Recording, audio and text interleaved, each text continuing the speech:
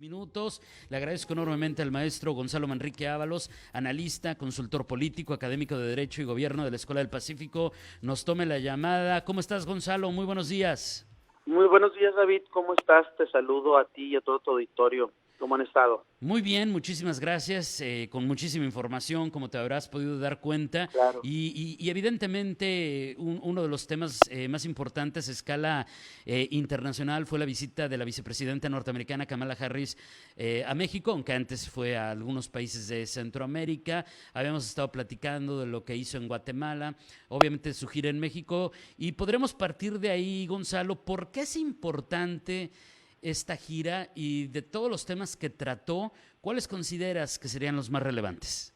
Fíjate que me da un poco de, eh, pues me da un poco de asombro, ¿no? Ver cómo nosotros y cómo los norteamericanos completamente vemos esta visita muy distinta, ¿no? En Estados Unidos no fue la gran nota, no fue nota, ¿no? Hay una nota que ahorita es lo que te quiero compartir a ti y a tu auditorio, que creo que va más detrás de la visita de Kamala Harris.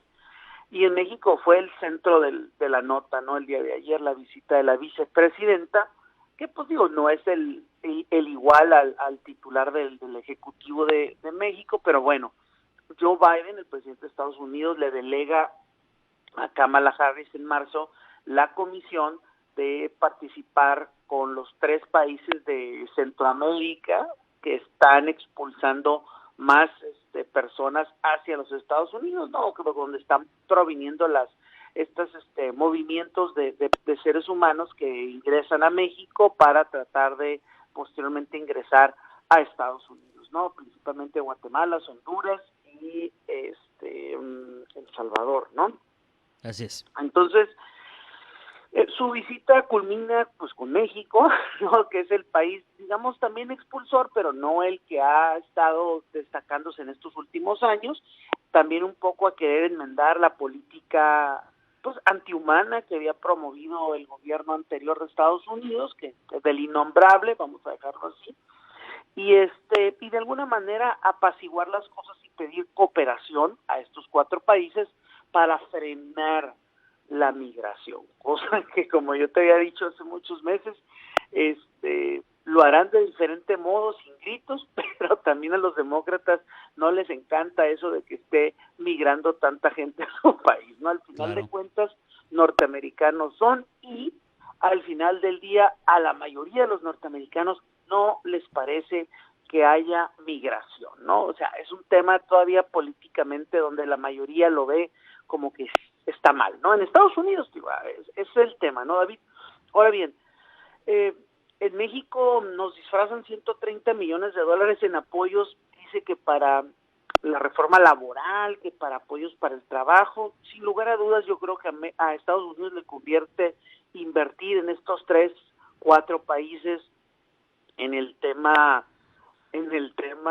pues financiero, para de alguna manera detener un poco la migración. Quizás es mucho más costosa para aquel país tener que darles la ciudadanía, pagar el Social Security y todas las prestaciones que tienen, ¿no? Quizás es más costoso para ellos, pues es una estrategia diferente, pero bueno, al final del día se atiende de otra manera el freno de la migración, pero sigue siendo la misma política norteamericana de toda la vida, ¿no? Nomás la forma como cambió. ¿Qué es lo que quiero sacar a colación con esto? Hay muchos temas que supuestamente se trataron, pero no nos dicen los cómo, nada más que se trató el tema de la migración, el tema de la reforma, del TEMEC, ciertas cosas que dirías cuando vino mi vecino, pues ¿de qué hablamos? Pues del pasillo que compartimos, del perro que ladra, es decir, cosas de vecinos trataron, ¿no? Pero ayer en Estados Unidos, David, se aprobó por mayoría de más de 60 senadores de los 100 que hay, es decir, un paquete de ambos partidos donde se van a invertir más de 250 mil millones de dólares en tecnología y en infraestructura cibernética y de ciencia en los Estados Unidos y en los países vecinos. Esto obviamente es con la intención, David, de contrarrestar el predominio o el dominio de China, ¿no? En la fabricación y en la exportación de todas estas tecnologías, ¿no? Y supuestamente también el día de ayer Kamala Harris le dijo a Andrés Manuel López Obrador que parte de ese paquetote de dinero iba también a caer en México para desarrollarlo, y que México de alguna manera pues se abstuviese también de comprarle tanto a los chinos, ¿no? Eso se dice entre los pasillos, y viene a colación porque el día de ayer se aprueba este paquete de 250 mil millones de dólares. Es 250 mil millones, sí lo estoy diciendo bien. Es un mundo de dinero. Es una estrategia que hace mucho tiempo no se hacía, pero es una estrategia de Estados Unidos para competir y combatir pues el comercio chino.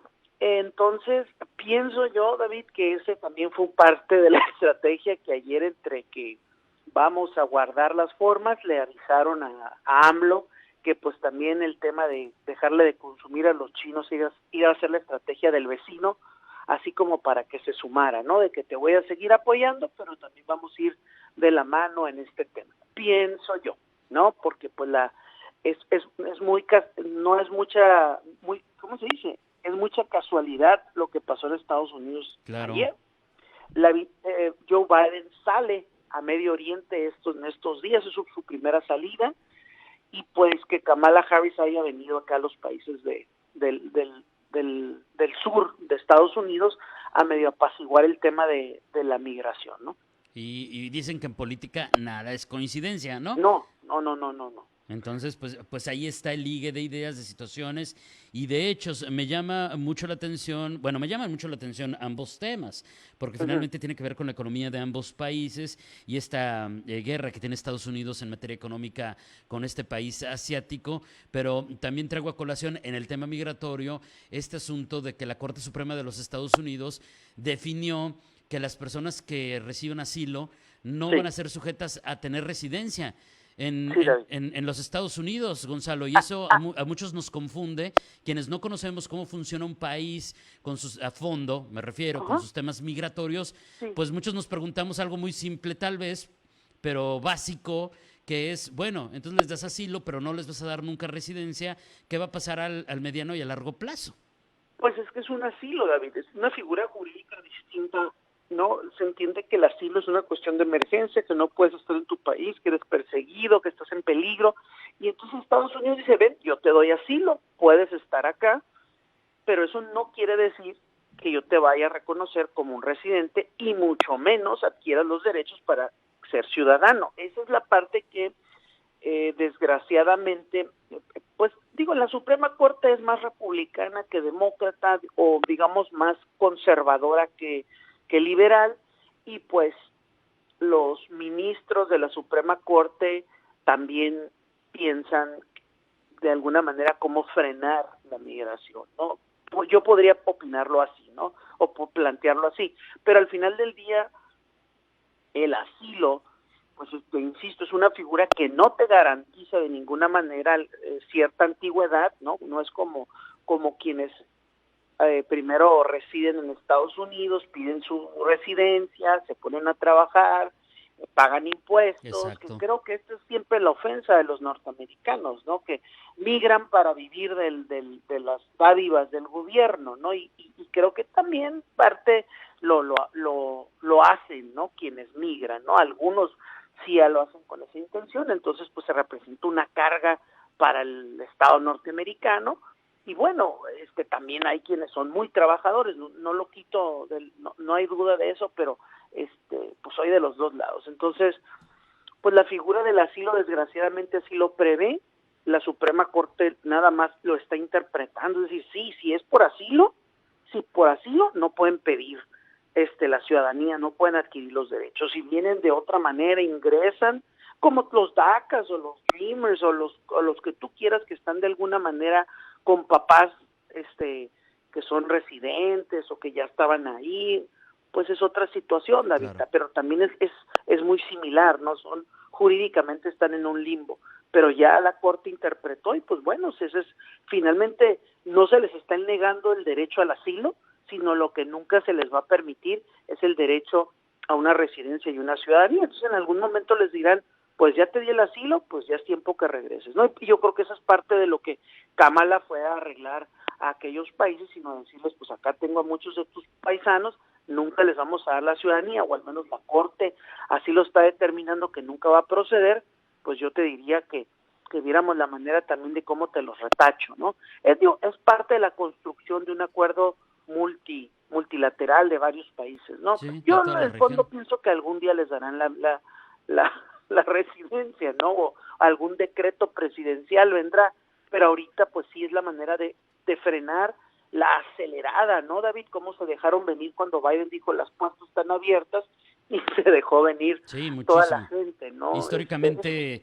es el momento más álgido. También, por cierto, lo comentábamos con los niños y menores de edad en general no acompañados. Oye, regresamos al tema Sí, señor. financiero en relación a esta visita de Kamala Harris a México con el presidente López Obrador. Pues ya nos platicaste este tema de China, pero también está este asunto de lo que van a invertir para la implementación de la reforma laboral.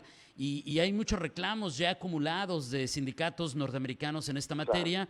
¿Qué podríamos, digo, más allá de que Kamala Harris también se reunió con mujeres empresarias y planteó este asunto de empoderar a las mujeres y decir qué vamos a hacer para mejorar las condiciones, que sí creo que es sumamente importante y habrá que resaltarlo en algún momento, decir cómo logramos la equidad laboral en todos nuestros países, señoras?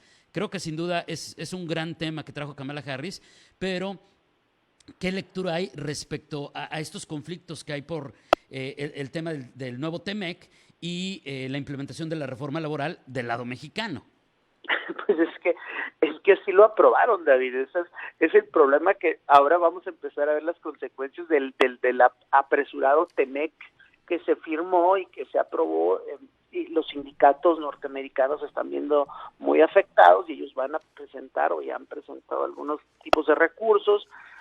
Yo no creo que Kamala haya venido a hacer el 130 millones de dólares, David, pues es como, no sé, es como nada, ¿no? O sea, es nada más, yo pienso que es una manera, van a quedar en apoyos de alguna manera para frenar paulatinamente estos procesos, ¿no?